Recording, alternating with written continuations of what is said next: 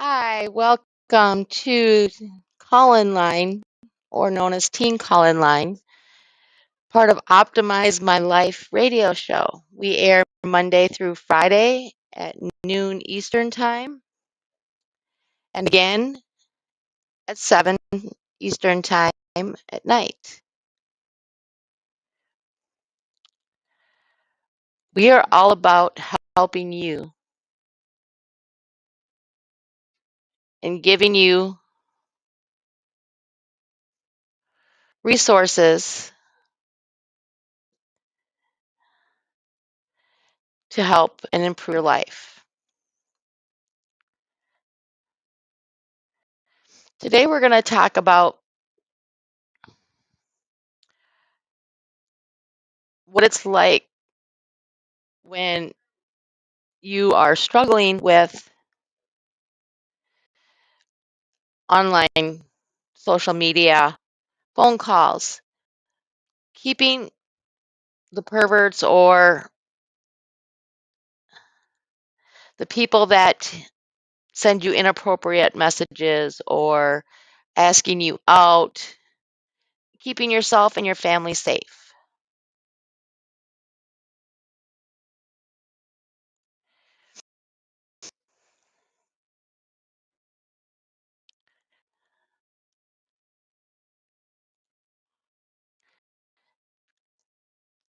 Hi, Derek. How are you? Good. Derek is a regular that calls in and is part of the Hope Collection, which is a non-profit organization that sponsors this radio station and this radio show. So, what are you up to today?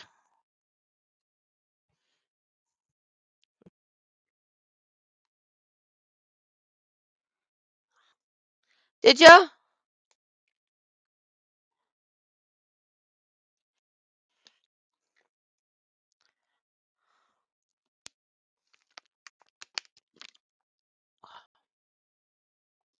Sorry, I'm a little behind setting everything up today. I'm playing catch up at the moment.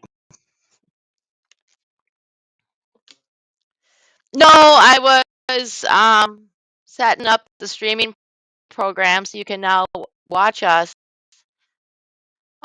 on social media, primarily right now, and connect with us on Facebook at the same time. Now, the benefit is that as you see on social media, when we live stream, you'll only see part of a screen, but you will never see or hear or see who's calling. So your identities will always stay anonymous. So when you call in and talk to us,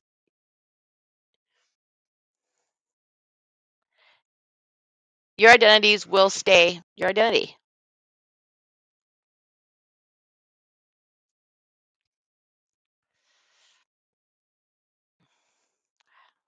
All right.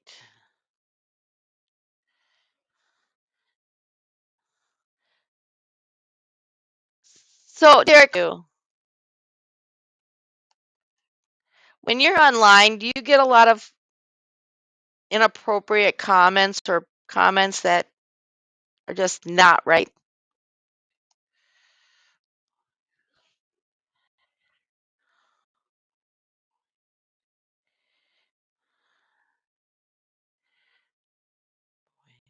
So, what do you say or what do you do when that happens to you?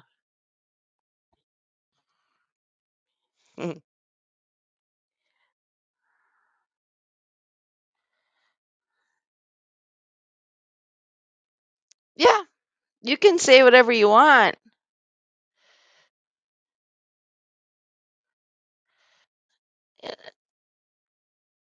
And there's so many resources out there to help you, but the people who end up being prey to this more than anybody are our teens. And a lot of it has to do with the fact that they're so intertwined into social media that they value their self-worth based on how many likes they get or how many people comment on a post. And a lot of us who are in business, we use social media as a way to expand our businesses, to bring in clients. I'm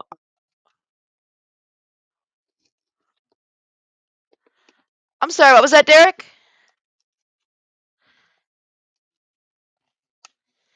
Yeah, you do. Like even you bring in so many people to the Hope Collection off of social media. Right. But the problem is like, see, with you, Derek, is that you know who you are. You're a strong individual. You have your mindset. This is who I am. This is what I'm going to be. And this is what I want to do. And you're still trying to figure out exactly what you want to do, the path you want to take to get to where you want to go. You know, we're still working on you becoming an advocate and setting up your own social media foundation so that you can become an advocate and work with individuals, like my kids. But but who but you don't have that self-esteem issue that a lot of other people have. It's where you're very blessed because you know who you are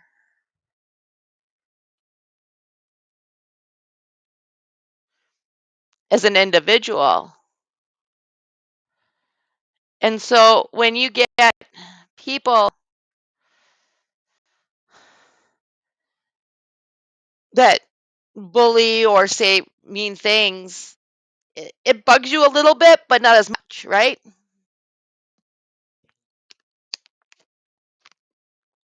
No, the issue is with a lot of go ahead.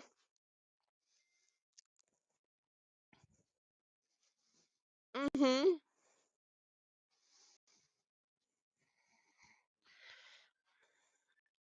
There is. And that's just the aspect of life.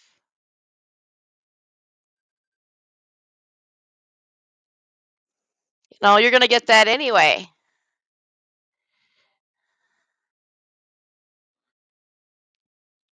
But the thing is that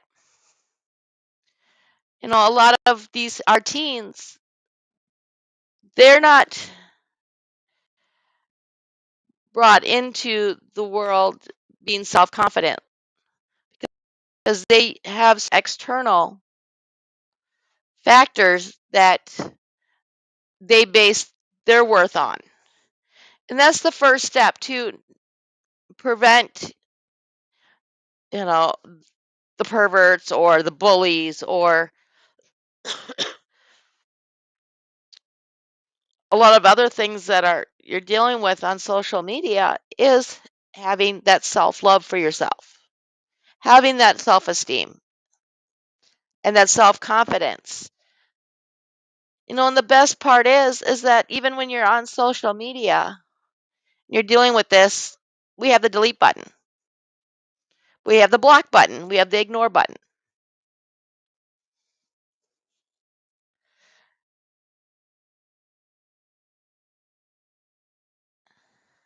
There's a quote from Mark Twain that, I always use it a lot. And his quote is never argue with stupid people because they will drag you down to their level and then beat you with experience.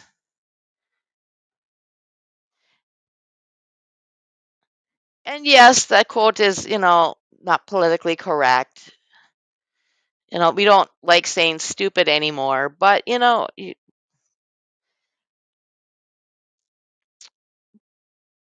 but I don't care because it's my show. And when you don't waste the energy and the time it takes to just deal with everything. And the more that you argue back and the more you defend yourself or you fall into victim of it, it just proves that, you're struggling. Another step is ignore everything and only have the list of what people matter. People that people that you want to talk to.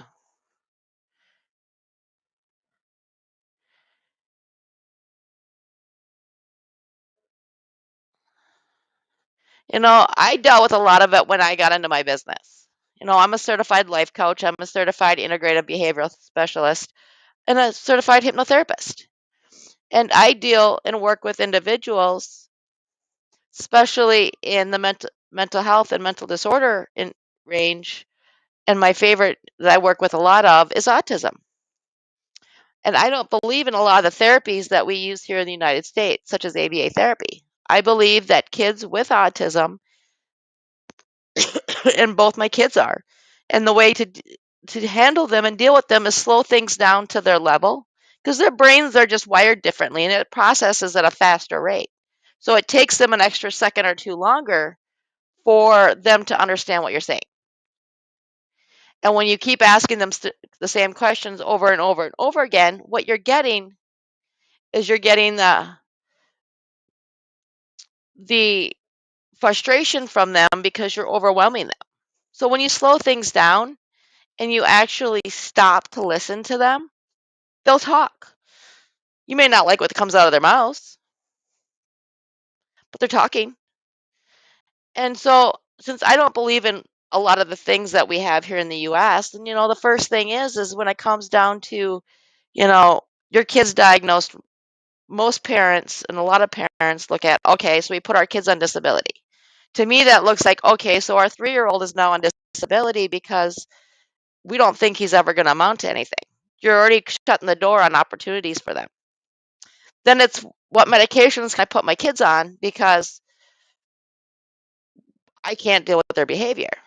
And then it's what therapies do we put them in. So we give our 3-year-old no benefit of the doubt of what they're going to do because nothing on the internet, the first 5 pages of autism doesn't say anything good.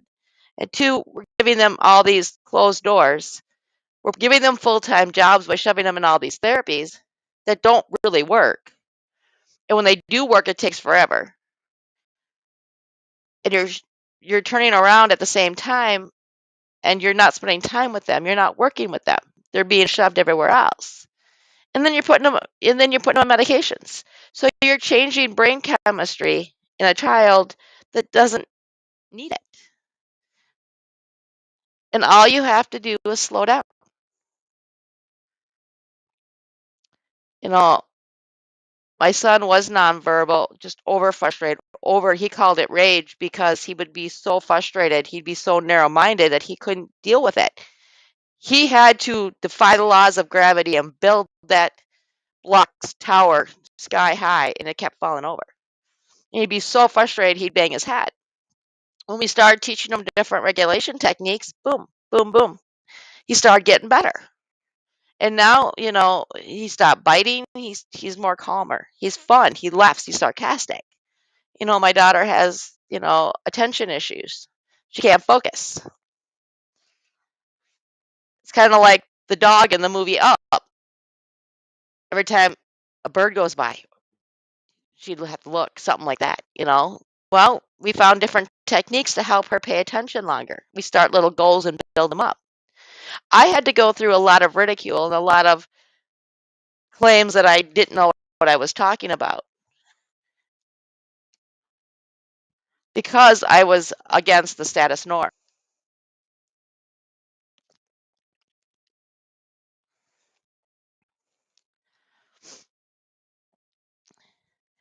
And it's so easy to judge and talk about things that you read on the internet and believe is true.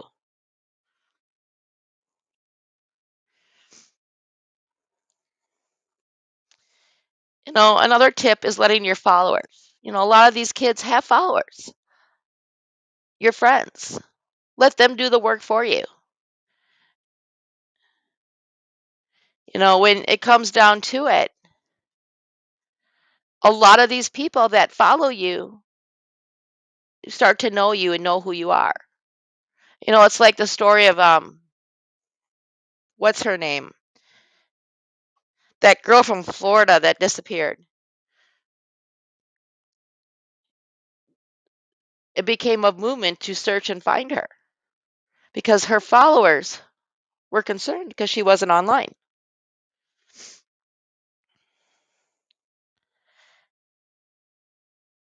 Ask them to back you up. They're more than happy to.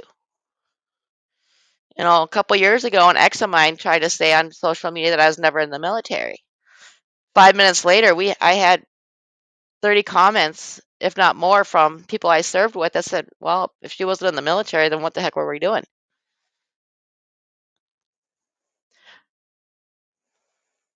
And then another option is just blocking it all together, blocking them.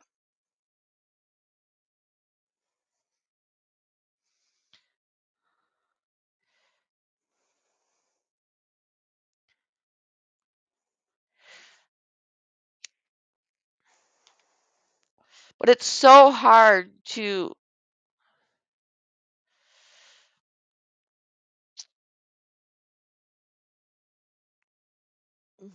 not take some of this stuff to heart.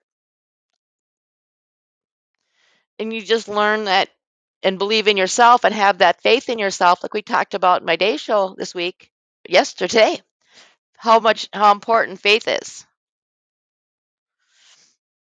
Now, protecting your teens and your kids from internet predators.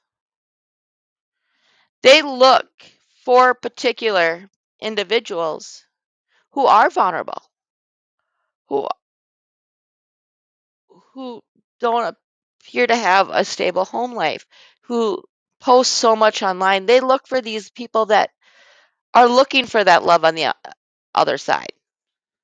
So sitting down with your kids, talking to them,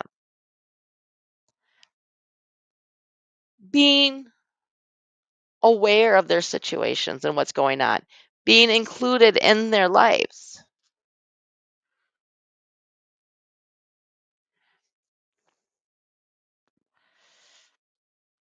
My daughter, she's 8, and she has a social media, a YouTube account and a TikTok account for her Kindness Club videos. But she don't control them. I do. And we sit down and watch and we make the videos together because she's not allowed to be on social media yet on her own. But she also wanted to start something up so that people could see. One, it was therapy for her, for all her struggles in life. But two, it's so other kids like her could feel that they're not alone. So she felt included and they felt included.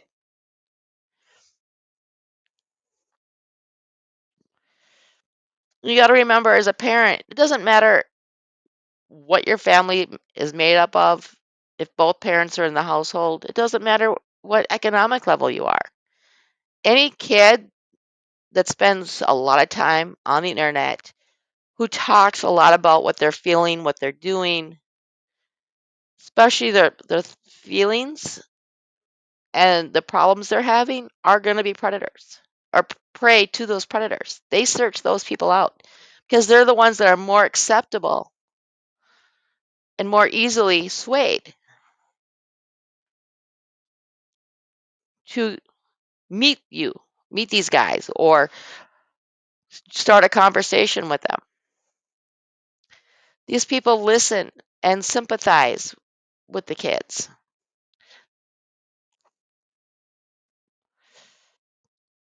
They'll tell you what you want to hear, no matter what. You got to remember just because you see a picture of a person doesn't mean that's who the person is.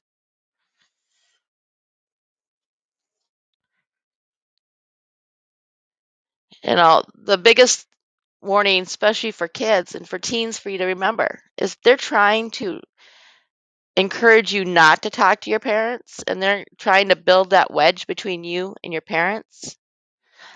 That's the first step. There's something wrong, and you need to tell somebody.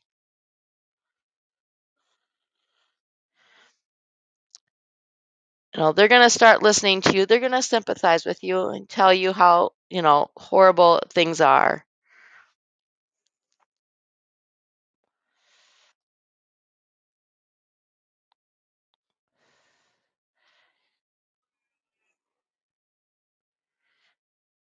And it keeps going from there. And once they start doing all this stuff, that's when they start the seduction.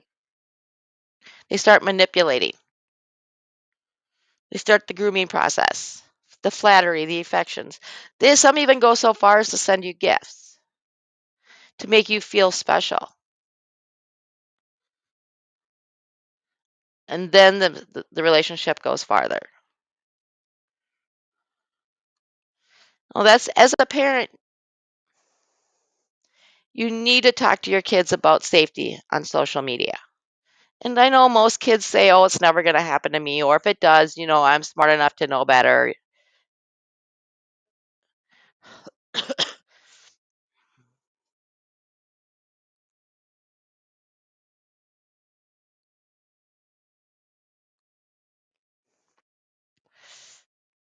But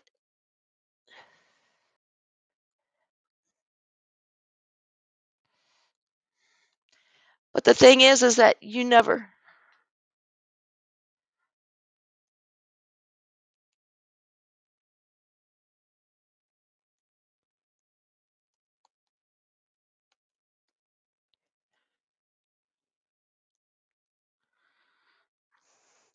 but you never know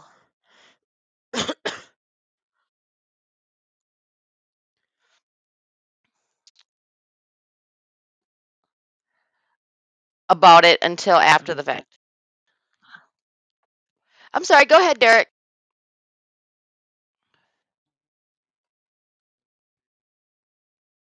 Okay.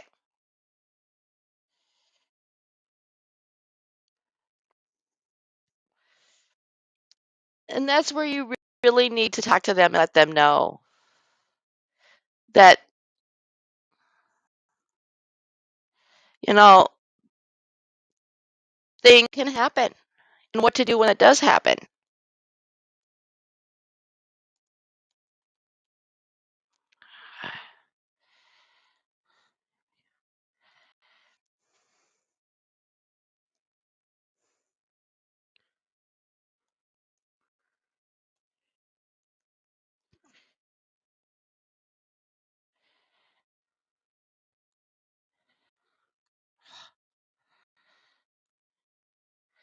Sorry, I'm having a little bit of a technical issue here.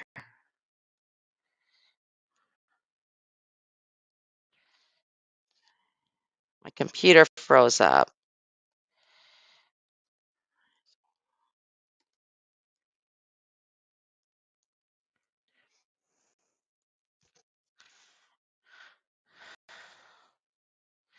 You know, yes, turn on the parental controls, but those are only going to get you so far. I have little kids. I don't have teens yet, but I didn't deal with this online as a teen. I dealt with it after the fact, and I still get a lot of nasty pictures and videos and requests. It's creepy. Once in a while, I'll go on a rant about it on Facebook, but at the same time, you're turning on parental controls. But these people set up kids' accounts so that they can still connect with these people. So talking to your kids is the most important thing. And yes, these parental controls, you know, block apps from being downloaded, things like that. But if you don't talk to them about it and teach them about what's responsible and what's not, are you really preventing it? Because they're going to spend more time trying to figure out how to hack into those parental control settings than they are to get around the system than just talking to them. We forget as parents that it's more important to sit down and talk to our kids, educate, educate, educate, than it is to block them from the world. Because they're going to experience it sooner or later. We are not going to be with them every moment of every day. And it's like another people talk about, well, let's, access our kids' phones and access their social media activities and stuff like that. Yeah, it's good to be in the know. Yeah, it's good to, check in on that. My kids have the link on their pads so that I can access whatever they're listening to or whatever they're doing. But we still talk about it. And for me, it's not so much I go through their stuff as the fact that I can shut it off when it's bedtime, and they can't play on it at night. So they actually should go to bed when they're supposed to. Well, we are in this generational gap, or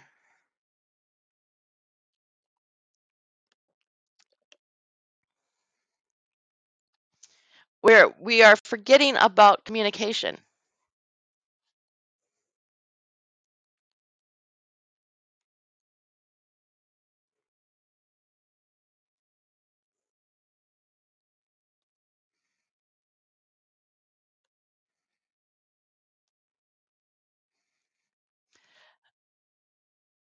Communicate, talk, just sit down. No electronics, no TVs, no nothing. Just talk to our kids. Prepare them for the world that they're going to enter into. Prepare them for life. Don't just assume they know it and just restrict everything they do. Because when we restrict everything we do with them, what are we doing? We're preventing them from making wise decisions. We are actually turning around and preventing them from being independent because we're not giving them the options to be independent. It's like with, my kids. They get freedom within a certain reign and a certain limit. I live in a very small town. I mean, if everybody's home on a holiday, we have about 1,500 people in my town. So everybody knows everybody. So my daughter can walk out my door, walk down the sidewalk a block with her dog, and come back because I know nothing's going to happen. And two, if something does happen, there's going to be somebody around to help her.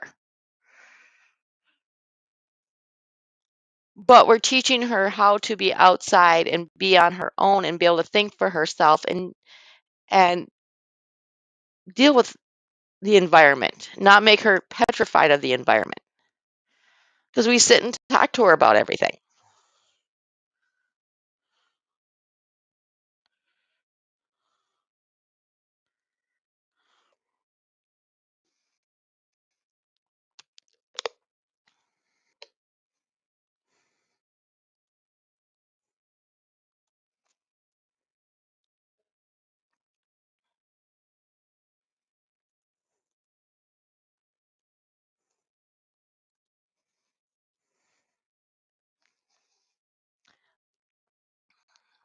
You know, every tool we've invented, app blockers,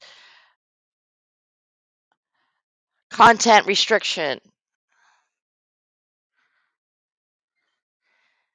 escorting our kids everywhere they go, is not going to save them and prevent them from something happening.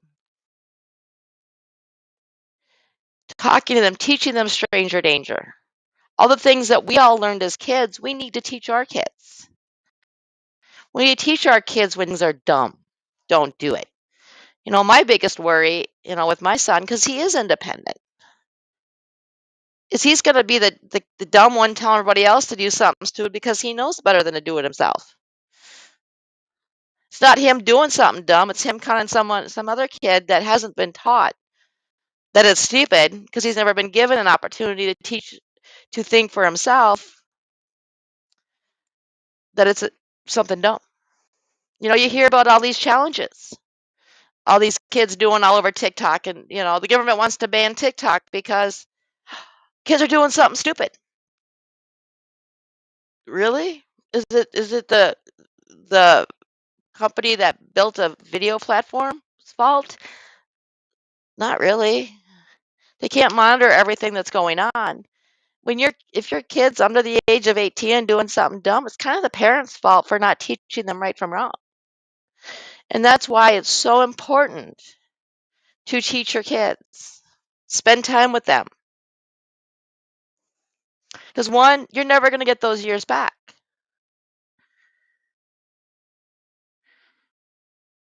They're going to grow up fast before you even know.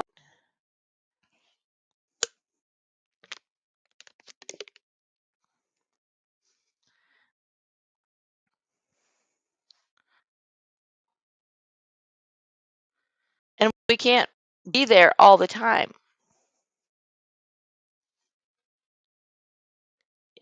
Yes, put on tracking things on the phone, stuff like that. So you could, because in case something does happen, you can find them. But that only gets you so far. Teaching them stranger danger is more important. Teaching them that, they can come to you is so much more important. Having your kids understand that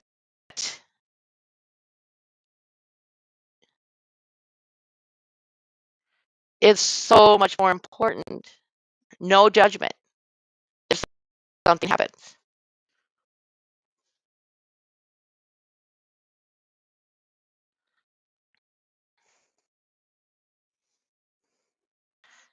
Teach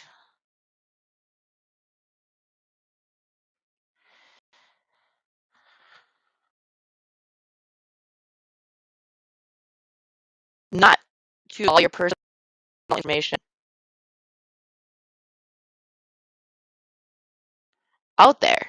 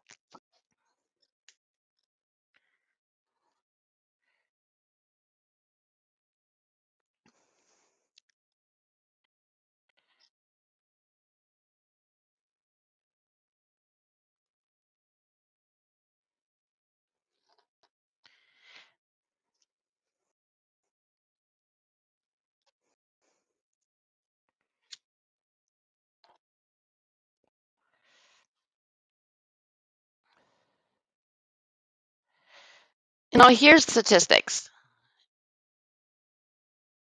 Sexual misconduct has increased by 42% from 2020 to 2021 during COVID lockdown after photos were uploaded on social media.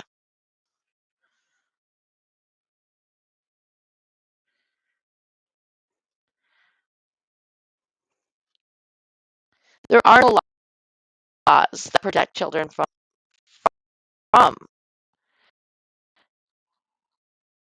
social media.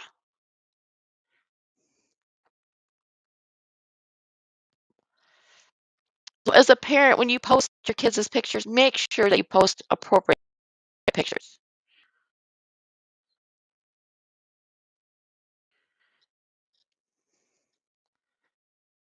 Because you know what? I post pictures of my kids, but I also make sure they're doing something. So it's not just them posing, it's them being kids, talking, doing something. And a lot of times it's for one of my business because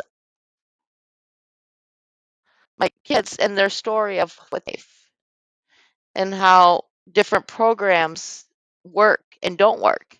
Because everything I recommend and I endorse or use, I will either have tried them, worked, or I've thought about trying them, or I'm willing to try them.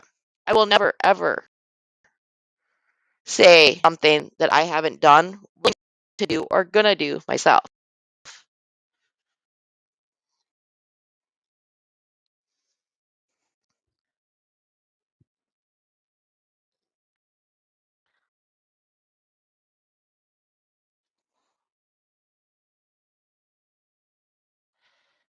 And that's the one thing we all need to keep in mind. Sure,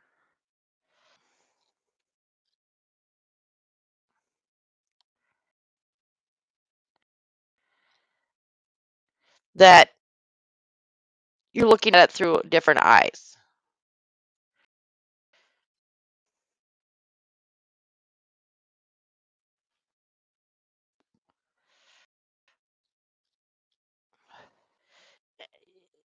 with everything going on with lockdowns, kids don't know what day from the next they're going to school. No, we have a lot of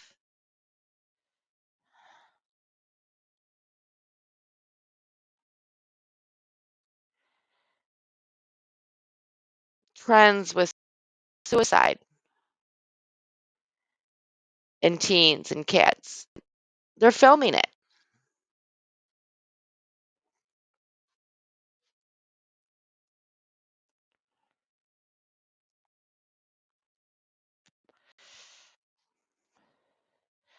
And this is where communication is key.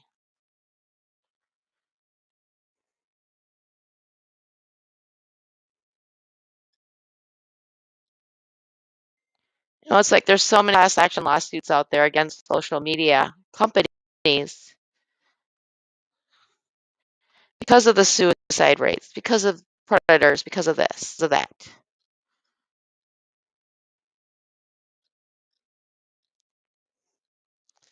And the only person that we can blame is ourselves.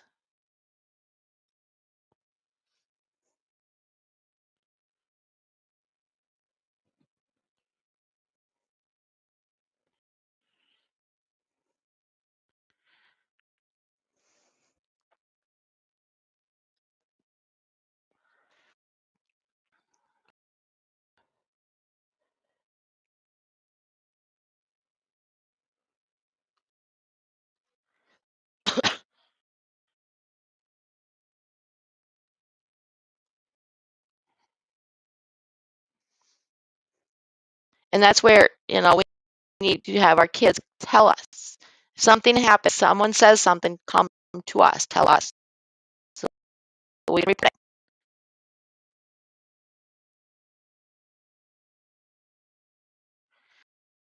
Pay attention. Does your kids come with, things that you didn't buy them, that they couldn't afford? Did your kids stop talking to you about what's going on online? Who they're talking to online? Well, these are warnings you need to start looking at to talk to your kids. Talk about online danger, talk about stranger danger, but be specific. Give them examples of what grooming is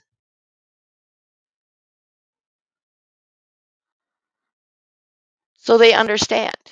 Because these guys are professionals. They know what they're doing because they haven't gotten caught yet.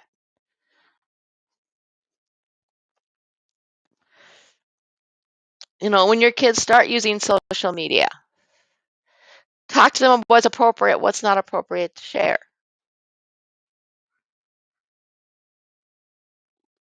Set those boundaries and then repercussions if they share what's not appropriate. Establish that trust. Because once you have that trust, they're going to be more willing to talk to you. They're willing to listen.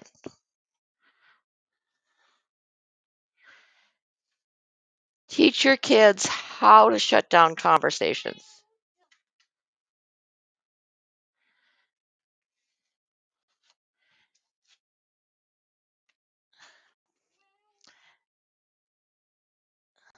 That's David's.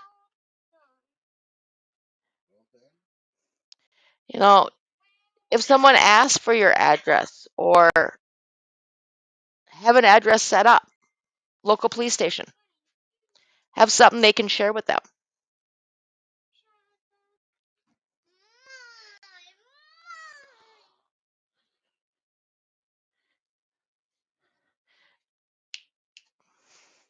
You know, some of the things you need to warn your kids about is when people ask to talk privately or go to a different app. When they start asking, do your parents check your conversations?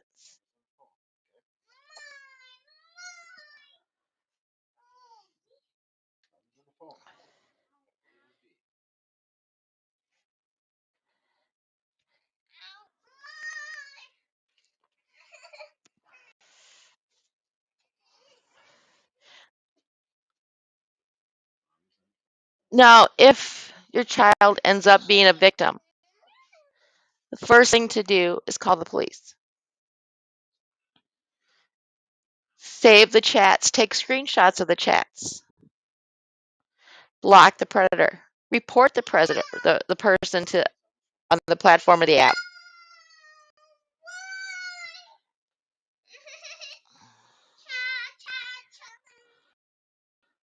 We're almost out of time for today.